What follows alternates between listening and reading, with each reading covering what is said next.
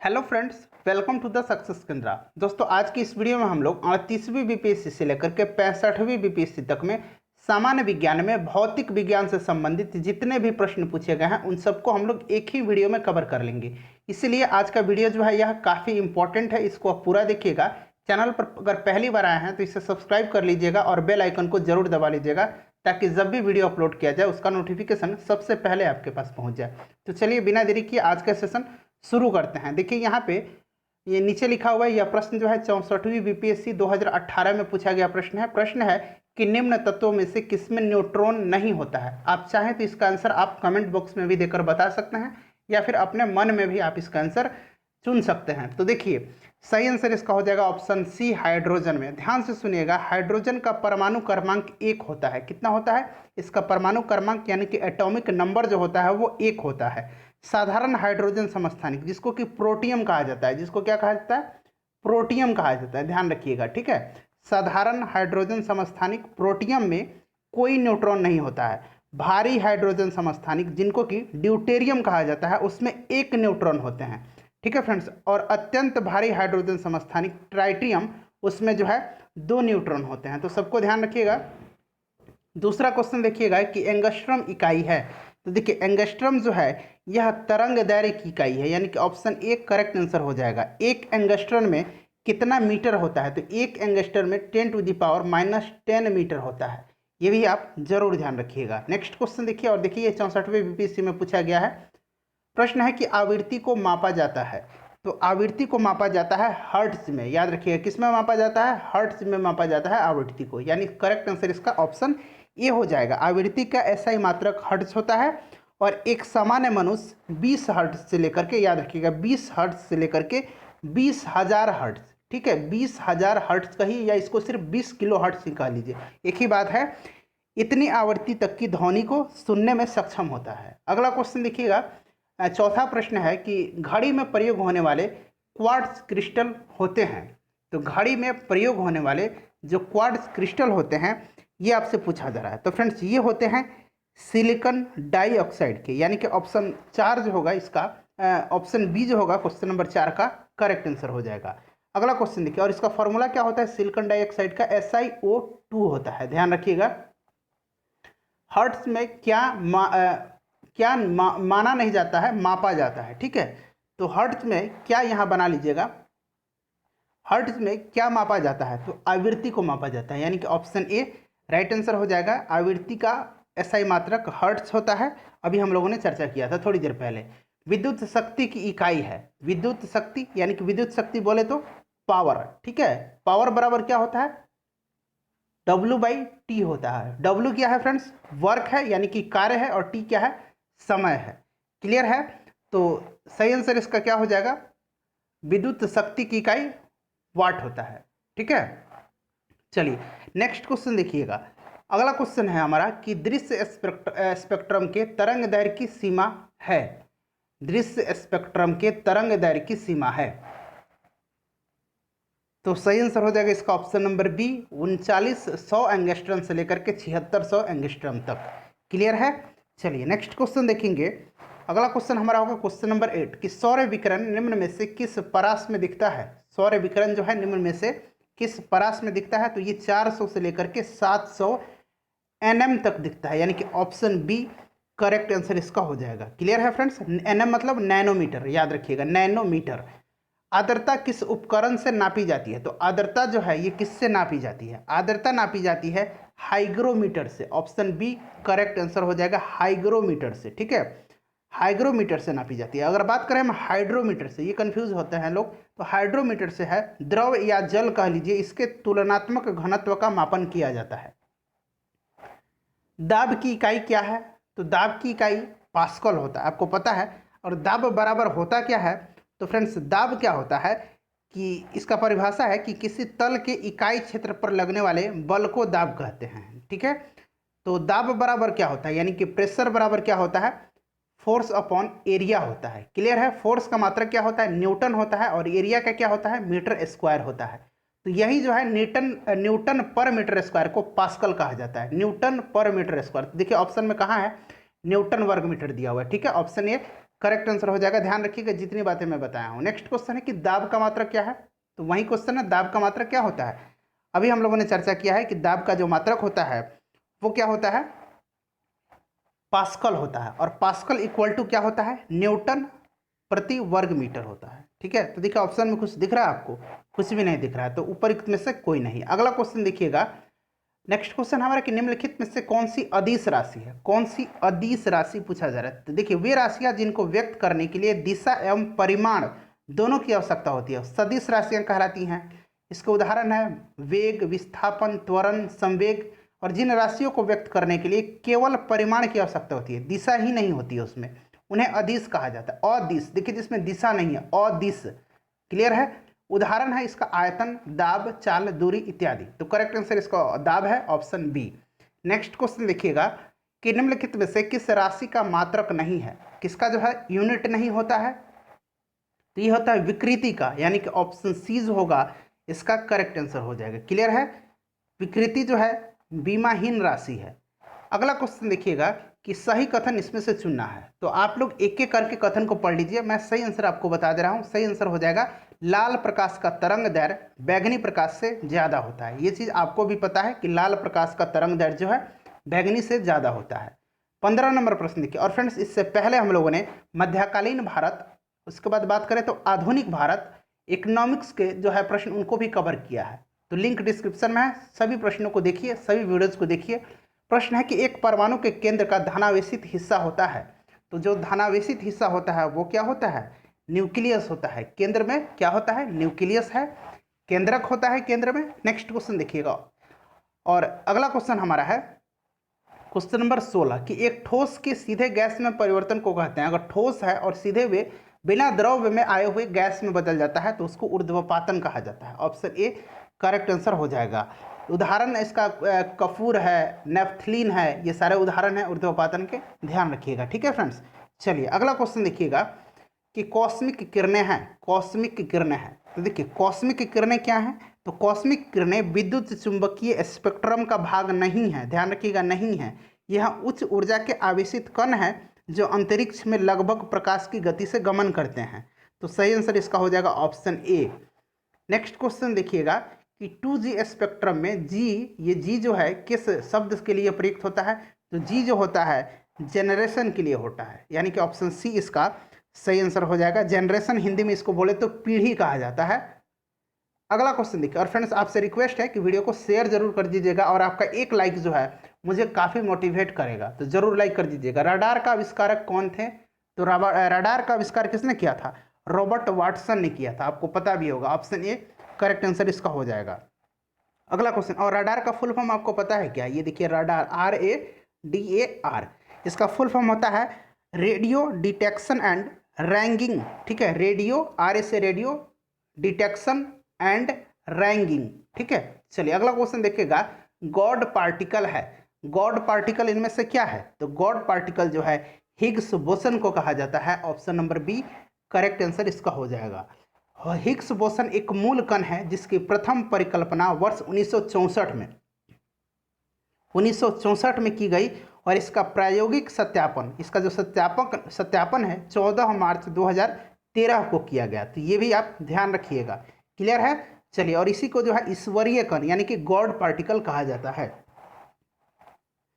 Sir CV Raman को भौतिकी का नोबेल पुरस्कार किस वर्ष प्राप्त हुआ था, तो ध्यान रखिएगा सीवी रमन को भौतिकी के क्षेत्र में नोबेल पुरस्कार दिया गया था, और कब दिया गया था ये आपसे पूछा जा रहा है। तो इनको दिया गया था सन 1930 में। ऑप्शन बी जो होगा करेक्ट आंसर हो जाएगा, और ध्यान रखना आपको। ठीक है। चलिए नेक्स्ट क्वेश्चन देखिएगा। अगला क्वेश्चन है कि टेलीस्कोप की खोज किस वैज्ञानिक ने किया था, तो टेलीस्कोप की खोज किसने किया था, गैलीलियो ने किया था। ऑप्शन डी करेक्ट आंसर हो जाएगा, गैलीलियो ने किया था।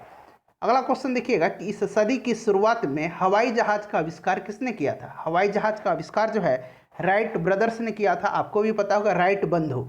ऑप्शन ए करेक्ट आंसर हो जाएगा। नेक्स्ट क्वेश्चन देखिएगा कि 1 माइक्रोन बराबर होता है, तो 1 माइक्रोन जो होता है ये होता है 10⁻³ mm। ठीक है, 10⁻³ mm होता है। अब इसको आप तोड़ लीजिए, आपको क्लियर पता हो जाएगा, कितना हो जाएगा, ऑप्शन नंबर सी हो जाएगा 1/10 1000 mm यानी कि मिलीमीटर। अगला क्वेश्चन देखिए कि 40 डिग्री सेल्सियस का मान फ़ारेनहाइट स्केल में होता है।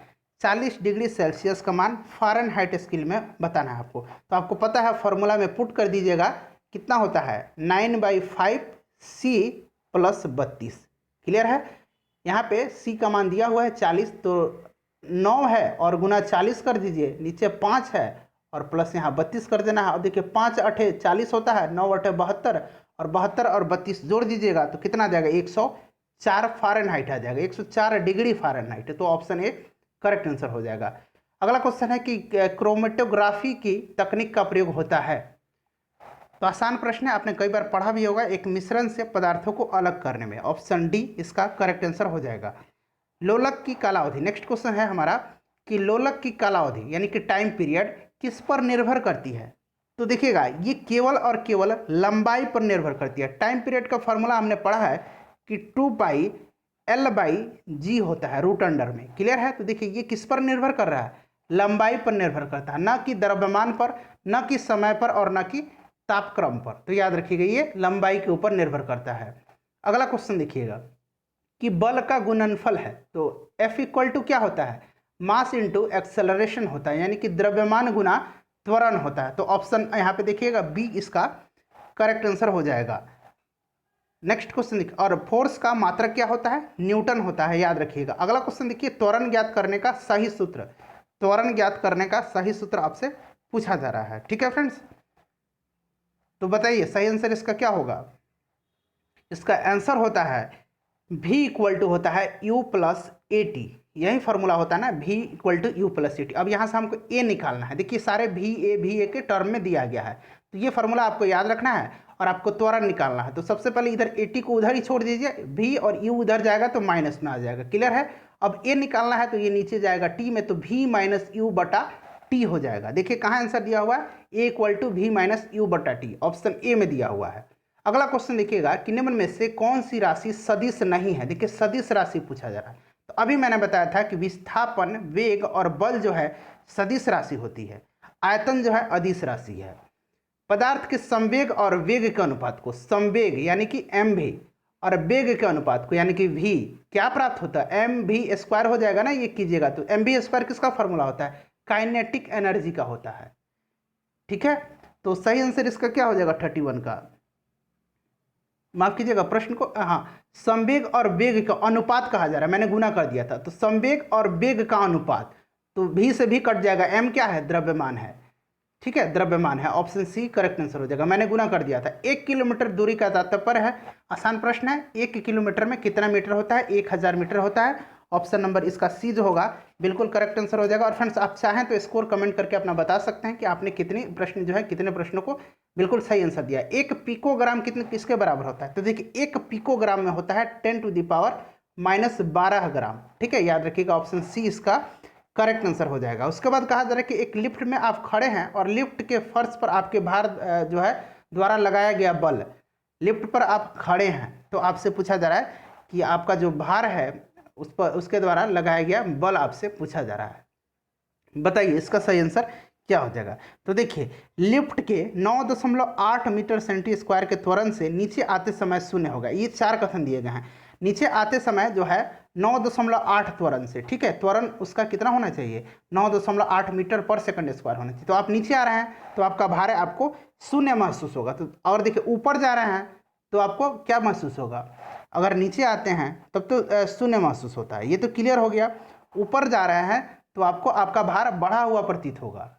तो देख लीजिएगा स्टेटमेंट ऑप्शन बी इसका करेक्ट आंसर हो जाएगा। वायु में ध्वनि की तरंग होती है, वायु में ध्वनि की तरंग होती है। तो वायु में ध्वनि की तरंग जो होती है ये अनुदैर्घ्य होती है। याद रखिएगा कौन सी तरंग होती है, अनुदैर्घ्य होती है। विद्युत शक्ति की इकाई क्या है, विद्युत शक्ति यानी कि पावर, अभी हमने देखा था वाट होती है। ऑप्शन डी इसका करेक्ट आंसर हो जाएगा। विद्युत शक्ति पावर इक्वल टू क्या होता है, वर्क अपॉन टाइम होता है। तो वर्क का यहाँ पे आप लिख लीजिए, पता चल जाएगा इसका, और इसका निकाल लीजिएगा यूनिट। टरबाइन एवं डायनेमो से बिजली प्राप्त करने के लिए ऊर्जा को विद्युत ऊर्जा में परिवर्तित करते हैं, टरबाइन एवं डायनेमो से। ठीक है, तो बिजली प्राप्त करने के लिए किस ऊर्जा को विद्युत ऊर्जा में परिवर्तित करते हैं। आसान प्रश्न है, फटाफट इसका आप लोग आंसर बता दीजिएगा।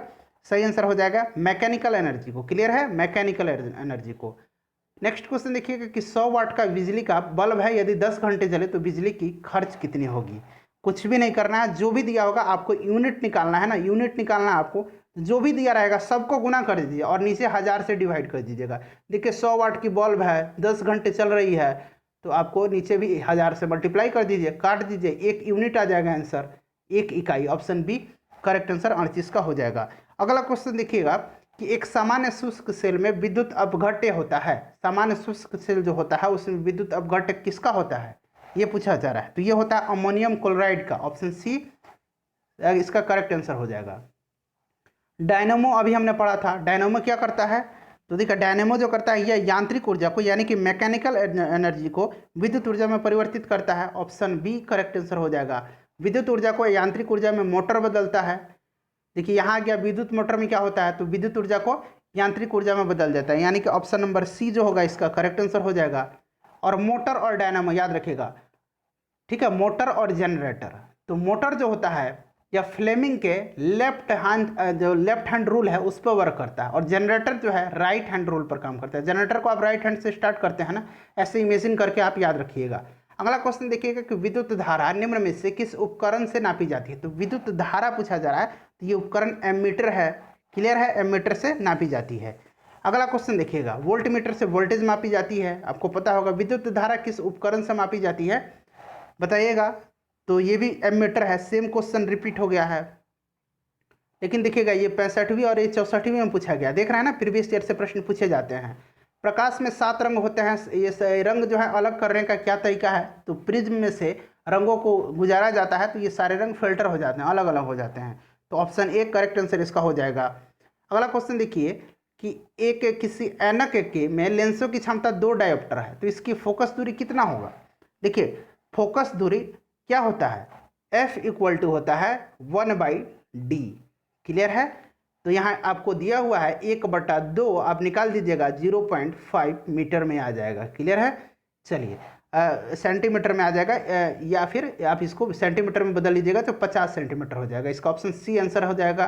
क्लियर है, 0.5 मीटर को सेंटीमीटर में चेंज कर लीजिए। चुंबकीय सुई किस तरफ संकेत करती है, तो आपको पता होगा कि चुंबकीय सुई जो है ये हमेशा उत्तर दिशा की तरफ संकेत करती है। ऑप्शन सी करेक्ट आंसर हो जाएगा। अगला क्वेश्चन देखिए, श्वेत प्रकाश को नली से कैसे पैदा करते हैं।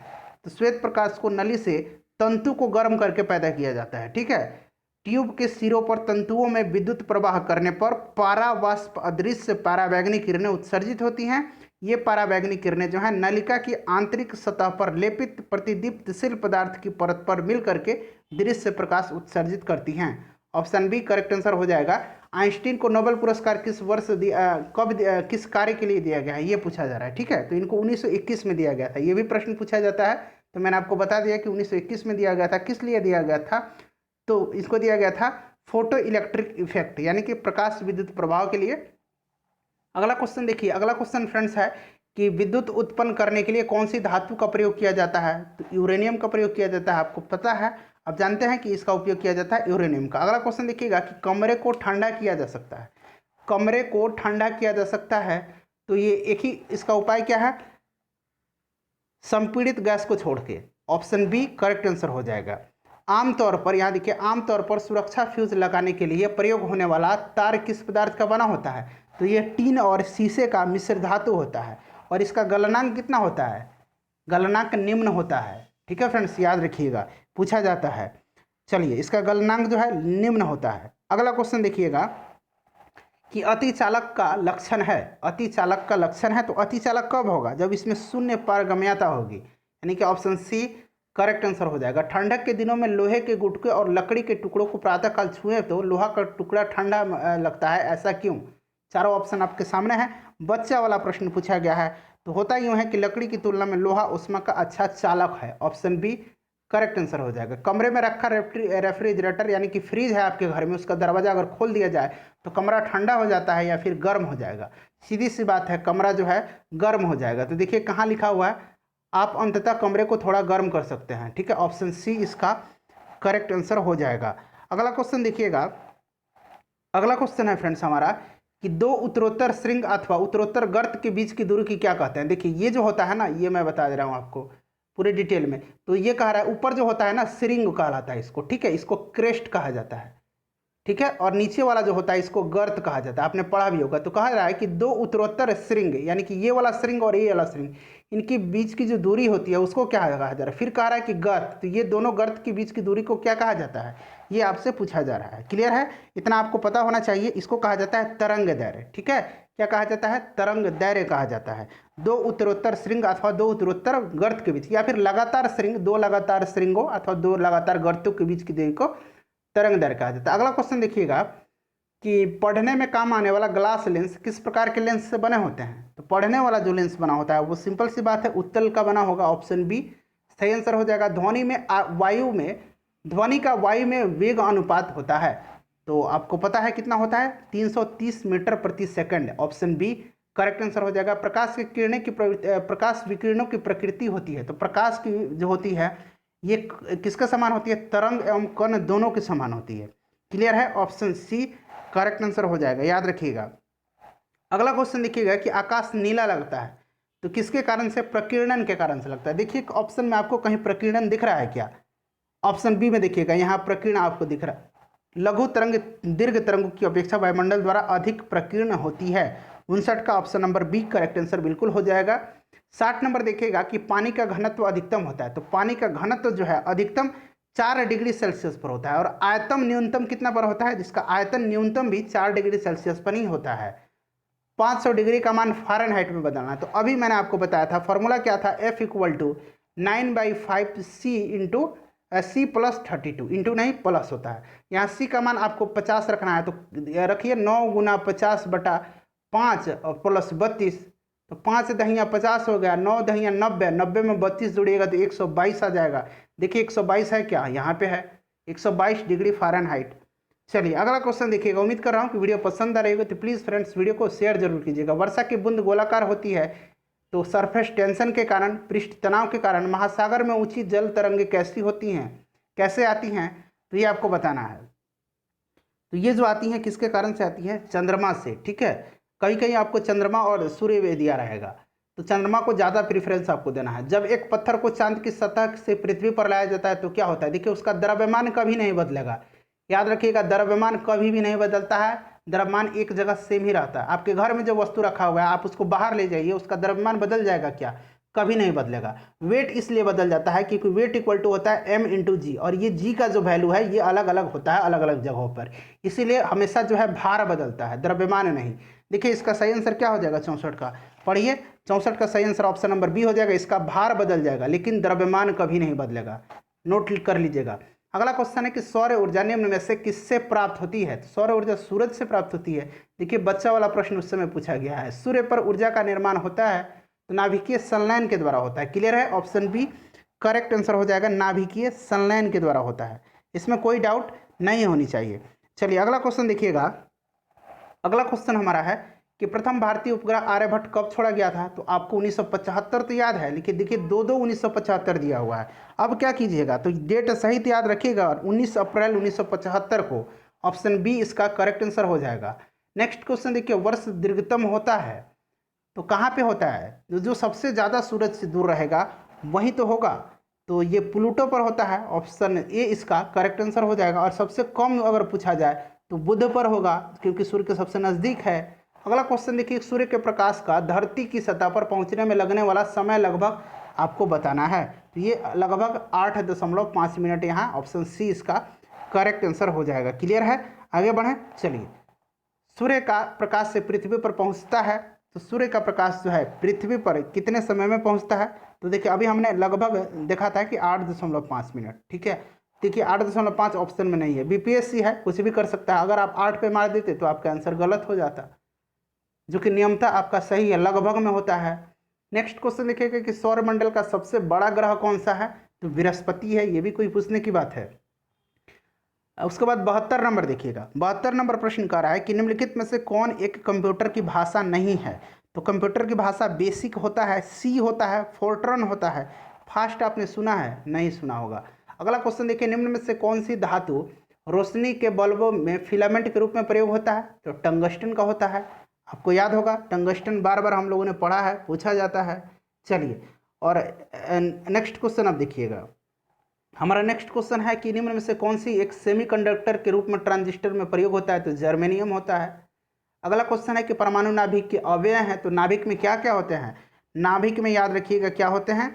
प्रोटॉन और न्यूट्रॉन होते हैं, और इलेक्ट्रॉन जो होता है वो सेल में चक्कर लगा ले कक्षा में चक्कर लगाता है। निम्नलिखित में से कौन वैकल्पिक ऊर्जा का सबसे बड़ा भंडार है? वैकल्पिक ऊर्जा का सबसे बड़ा भंडार आपसे पूछा जा रहा है, तो सब कुछ पढ़ लीजिएगा। 76 का सही आंसर सौर ऊर्जा है। ठीक है, नेक्स्ट क्वेश्चन देखिए। अगला क्वेश्चन है कि परमाणु बम किस सिद्धांत पर कार्य करता है? तो परमाणु बम जो है यह किस सिद्धांत पर कार्य करता है?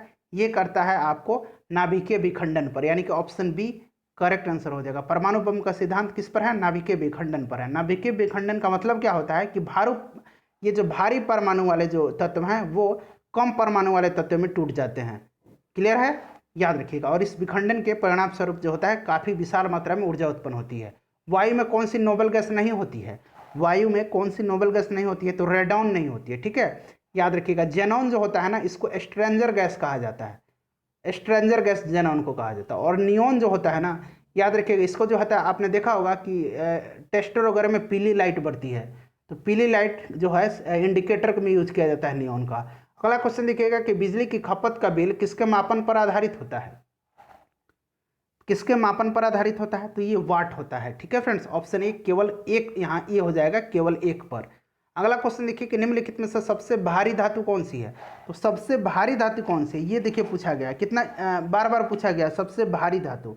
तो सबसे भारी धातु यूरेनियम है इसमें। क्लियर है। इनसेट 2A कब छोड़ा गया था? तो आपको नहीं पता है, फिर भी आप गलत सही कुछ भी इसका आंसर देकर बताइएगा। वीडियो कैसी लगी है ये भी बताइएगा, मुझे मोटिवेशन मिलता है।